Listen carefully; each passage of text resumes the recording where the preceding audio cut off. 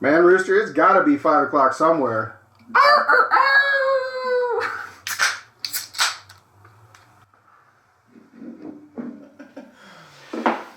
Welcome back, everybody. Do you know? This is that show. We're back. We're back. We made it.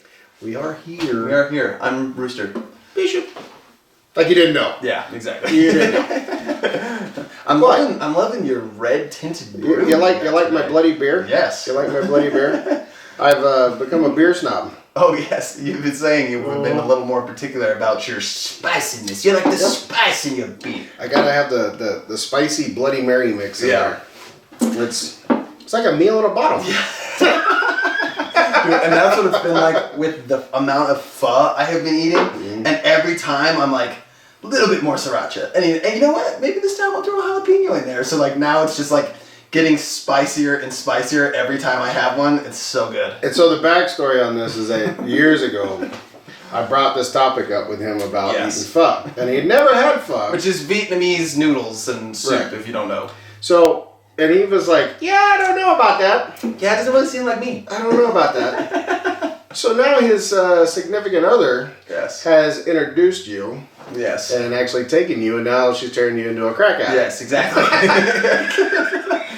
Now I'm tying up my arm and injecting the pho directly into my bloodstream. I'm fucking addicted to that shit. I'm telling you, it heals bones, man. Dude. I mean, are you feeling bad? It makes you feel better. Seriously. You have a hangover, it makes you feel better. Yeah. You feel sad, it makes you feel better. Like, dude, I'll go with like a stuffed face, my nose isn't feeling well, not feeling good, like congested nose, and one smell of that bowl, and I'm like, whoo, I feel like Jesus reborn on the third day, dude. I'm like, God damn, he is risen. And, you know, the people that don't eat it don't understand because they're like, you can't eat soup in the summertime. I'm like, the fuck if you can. Right?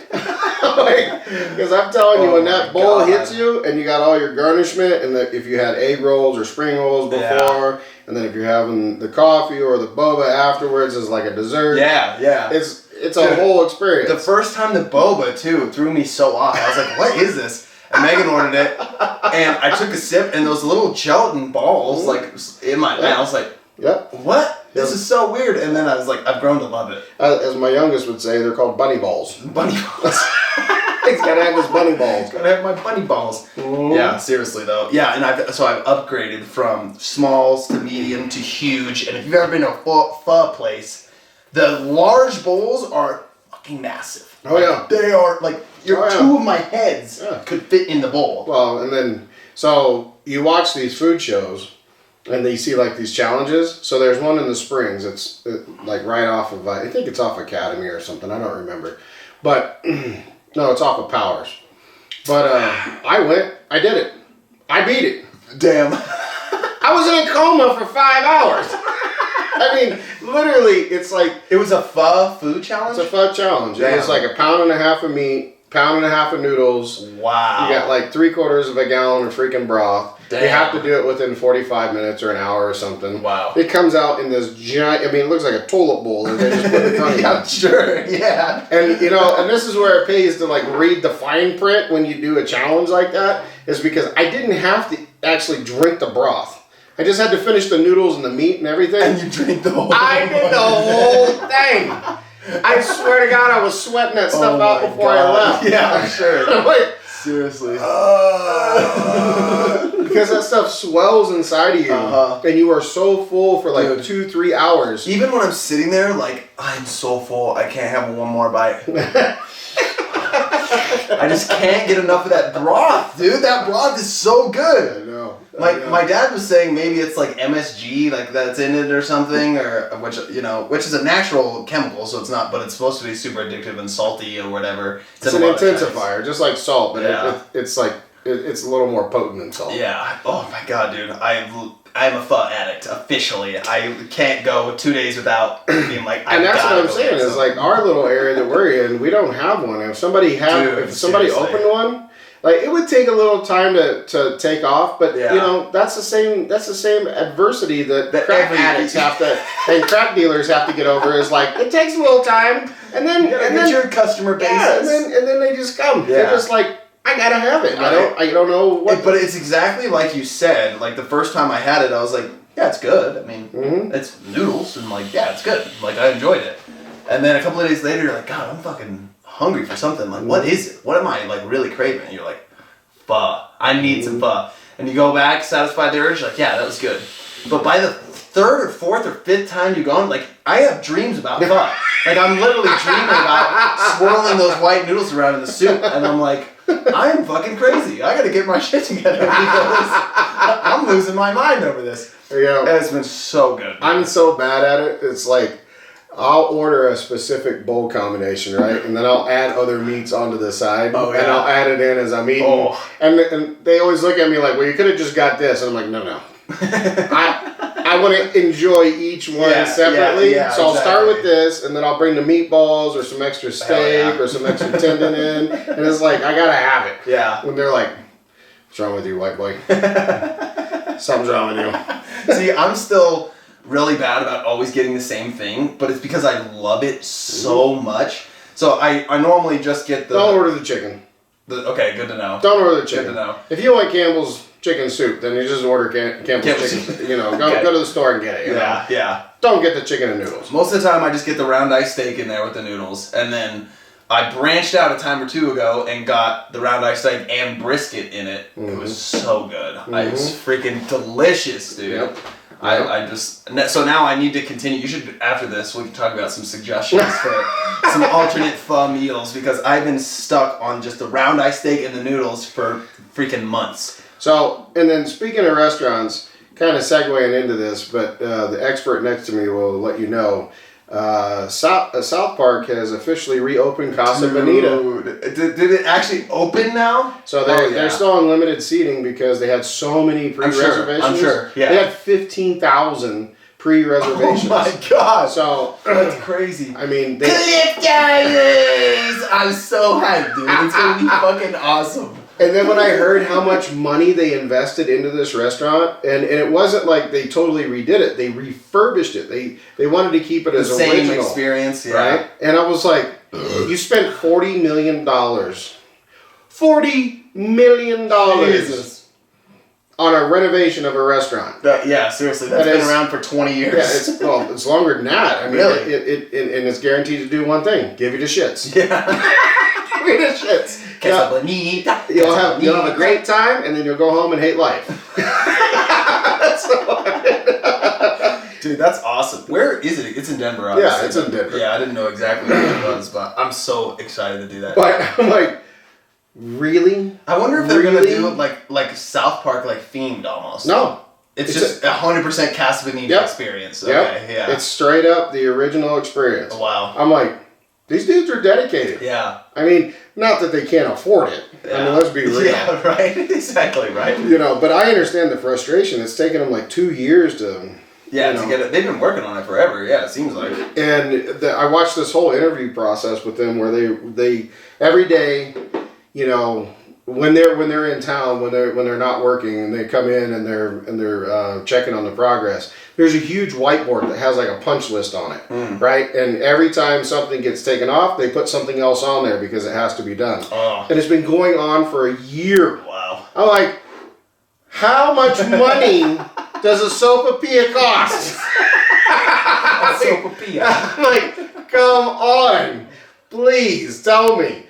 But I think that's one of those things where it's like, it's kind of cool to see people that have the means to do it and want to preserve Americana. Yeah. In its true form. Right. And it started off as a joke. Right. Exactly. It started off as a joke. And it became serious because they closed their doors and they were going to tear it all out, and they were like, "Oh no, we're swooping this. This is ours. This is ours." And that's the thing. Fucking Matt and Trey are both from Colorado and grew up in Colorado their whole lives, so it's like that was a part of their lives that they didn't want to lose. Right. So it's. I thought it was awesome. cool. Yeah, that was cool. No, I love the whole idea that they're going to reboot it. I kind of wish there was like a little Cartman running around in there going, "Cliff Divers." I wouldn't be surprised if you looked around. I mean, I would think there'd have to be like some little characters hiding in different places. Right? Like a poster or something. Little figurine. Little knickknacks tucked away, or like even just like Easter eggs from South Park, like different things from the show or whatever that you wouldn't think about. Like Tally reaching around or like poking around a tree. Yeah. You know. Your cow. What was that? You're eating your sopapilla sitting there. What the fuck? So I thought that was pretty cool. You know, it's just like I mean, but eating out anymore, like when you go out anywhere, so going out to eat used to be something that you would kind of plan for, right? Now you're a little different because you don't have kids. Exactly. But when you have kids, you got to kind of plan for it. And now when you go out, you really got to plan for it because it costs so much. Yeah. And I'm like, this used to cost about 40% less. Like, really? Like, it's the same stuff, right? Like, is it really that hard to get that? So I wonder if it's just from inflation or... Well, yeah, but then you look at it and you watch the news and they're talking about how they've never officially announced a recession. Yeah, right? yeah. And now they're like, oh, it's coming. Even though the definition of a recession is 2 consecutive months of the Dow Jones being negative or whatever, and that happened like 5 times already in the last 2 years. You know, it's an offset to the GDP and, you know, supplied goods and all that kind of stuff. And it's like, it's been going on for almost 3 years. Okay. Seriously, though. Maybe it just keeps people from jumping out of a window. I don't know. Dude, I feel like as soon as like the United States economy goes into a crash, like the entire world's economy is gonna freaking crash for a little while. Just because it's weird though. I mean, I'm still watching everything that's going on with the banks, and how you have all these banks that are literally like teetering, but there's so much stuff going on in our federal government side that it's hard to watch one particular thing. They always segue into something else. It has nothing to do with what they're talking about. It totally is an ADHD moment. There's squirrels everywhere. There's shiny objects. I don't understand what's going on anymore. And then this we got the kickoff for the presidential election for next year. Yeah. And you got all these people coming out of the woodwork spouting all kinds of weird shit. Right. And it's like, oh my God. I actually watched one where there's a lot of people that are saying there won't be an election next year. I mean, it was from somebody who's been watching too much Fox News, but they were saying that Biden's gonna enact martial law so that he can stay president. About Trump. Yeah, and I was like, I doubt that, seriously. I was like, if we went into war or like something severe happened where he could maybe justify it, maybe, but somebody was talking to me about that freaking out, and I was like, calm down. I was like, that's gonna be a serious scenario if that goes that far. There's a lot of things that could happen that's going on in the world. But the one thing that made me laugh really hard when we talk about, you know, what's next for the country over the next year during the campaign season and whatnot. And Pence came out and he's running. And then Carlson Tucker. He's running for president? Mm-hmm. Wow. Carlson Tucker. Did you see his interview with Pence and all the Republican candidates, right? Yeah. But Pence, that one was priceless. Yeah. Because he's like, wait a minute. So you're worried about sending tanks over, right? To a country that nobody knows where it's at on the map. But yet our economy year over year has been horrible and needs to get back on track. The quality of life is plummeting. And his immediate response is, that's not my concern. Look it up! I'm telling you, this is like, you can't make this stuff up. You're trying to be the president and that's not your concern? I'm like, what did you just say? I'm like, what? Where exactly did I wake up? This two-party system is driving me crazy because, like, I like some of the ideas of some of these offshoot Republican candidates or whatever, and I'm like, you know, that would be interesting. Or even the moderate candidates. I'm like, I can kind of sell what they're thinking, but if you vote for them, you're throwing your vote in the garbage. Like, you have to vote for one of the two primaries or it means nothing. Right. So... And it comes down to, I read an article the other day, and it's an independent journalist that literally said, it's a very powerful statement, and it said you can't have a conversation on both sides when one side wants to constantly call out racism and white nationalism and this and that, and the other side wants to call out, you know, their versions of the same words. Yeah. And it's like, it's literally like putting 2 crayons at a table and having 4 toddlers on each side try to draw a goddamn picture. Right. What is the perfect way to put it? What is happening right now? Like, can you not just take turns and speak and draw your feelings, and then we can maybe see what's going on here? But no. I was just wondering how much time we had, because I wanted to go into this whole thing, which I don't know if you've seen, about this senator who is holding up the instatements of all these military personnel because he's pissed that about the military stance on abortion or whatever.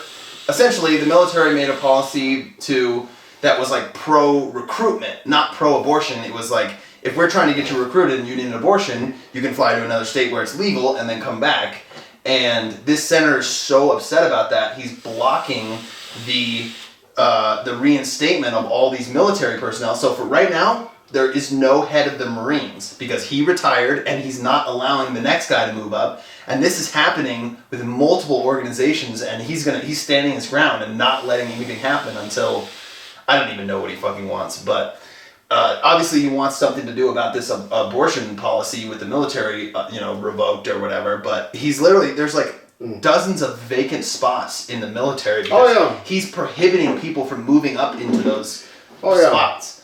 Well, when we get our refills and we come back for round 2, we'll dive deeper into this. But there's a lot in that I think that we can talk about, and maybe you all can, in this little segment where we went from food to going, what the hell is happening right now? Leave us a comment down below. Say hi. We haven't seen you in a while. It's been, seriously. What? I don't know, 6 weeks? Something like that. 7 weeks? Yeah, almost 2 months is what I was thinking, yeah. Yeah, we've been busy.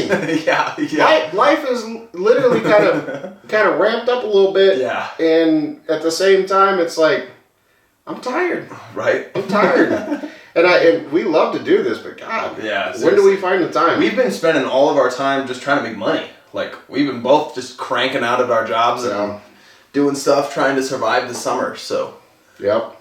All this crazy weather, dude. We should talk about that in the next episode, too. We can segue into that. Yeah. After we're done talking about political craziness. Right? We'll be right back. We're going to get a refill. Yes, sir. See you in a second.